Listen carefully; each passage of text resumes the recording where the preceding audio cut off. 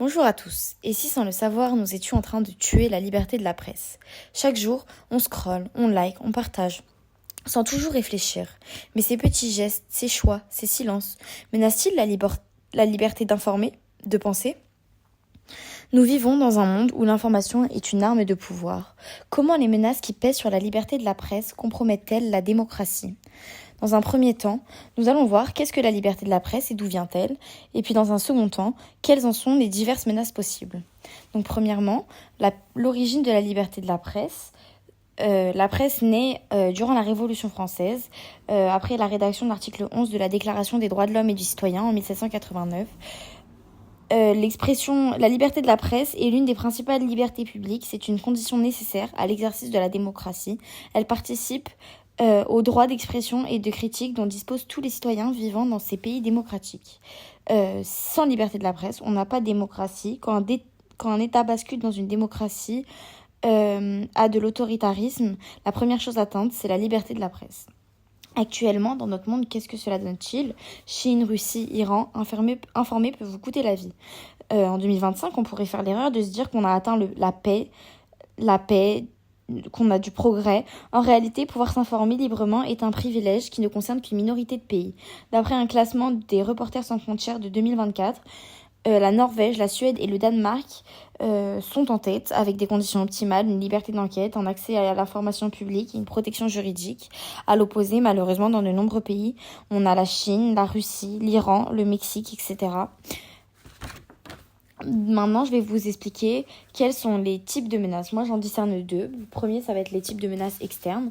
Donc, dans les types de menaces externes, on retrouve par exemple les menaces physiques. Donc par menaces physiques, j'entends les coups d'État, les régimes qui basculent dans de l'autoritarisme, les journalistes qui deviennent inquiets pour leur vie, et les menaces que les journalistes peuvent recevoir s'ils dénoncent par exemple des organisations mafieuses ou terroristes. Puis il y a les menaces qui sont politiques, donc c'est une absence de démocratie qui crée une baisse de liberté de la presse.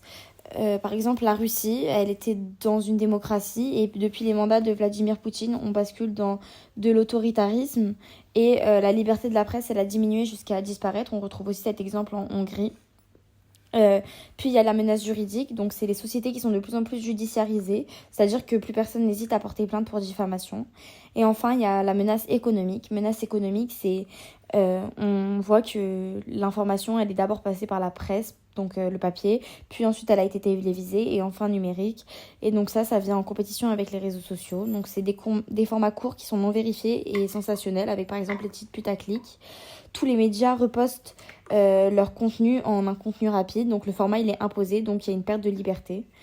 Par exemple aussi dans la menace économique, on retrouve par exemple des hommes tels que Bolloré qui rachètent beaucoup de médias dans un but économique mais surtout politique, dans le but de faire passer ses idées. Mais au final, ne nous sommes-nous pas la principale menace pour la liberté de la presse? Vous êtes-vous déjà interrogé de ce que vous êtes en train de liker, de pourquoi l'algorithme pousse cette information?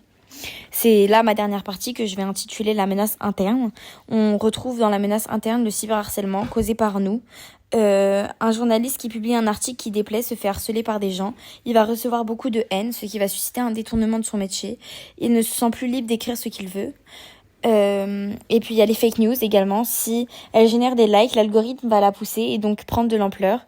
Un exemple futile de fake news en Birmanie, les Rohingyas, c'est une minorité qui a été accusée de fake news aberrantes telles qu'ils mangent leurs enfants ou autres, des choses peu crédibles. L'algorithme a favorisé ces fake news tellement fort que ça a déclenché une guerre civile à l'enceinte de la Birmanie. Et l'ONU, il a classifié ça de, je cite, un exemple classique de nettoyage ethnique. Fin de citation. Donc on se rend compte à ce moment-là que les fake news, elles ont un réel impact. Pour conclure, il existe plusieurs types de menaces pour la liberté de la presse dans le monde actuel, donc externe et interne. Sans la liberté de la presse, c'est impossible d'avoir une démocratie, et sans démocratie, nos libertés individuelles sont compromises. Alors, à nous de décider ce qu'il en advient. Nous sommes dans un monde où l'information est une arme de pouvoir. Comment les menaces qui pèsent sur la liberté de la presse compromettent-elles la démocratie? En réalité, demandons-nous comment les menaces pesant sur la démocratie compromettent-elles la liberté de la presse.